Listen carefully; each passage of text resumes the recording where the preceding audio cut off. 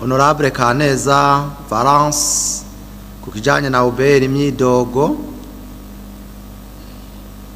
y'ibidandaza bisa nk'ibirihishwa amahera menshi mbere yuko asanga vyarihishwa amahera menshi asumba ayo vyaguzwe.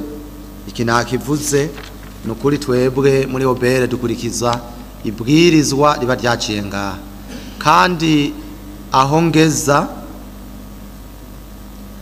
nibidandazwa bike birihigwa ikori risumba ayo vyaranguweko, kiretse niba ntihenze hari aho twari twavuze duti nk'ibi bintu vy'amarike ibi vy'amashampanye binywa abantu bifise ati reka dushire todo taxation kuri 200%.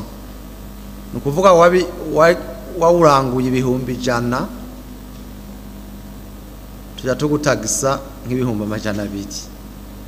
Ati ibyo twabivuga duti kuko ibi bintu vy'ikori nukugira abafisa amahera basahiriza batayafise.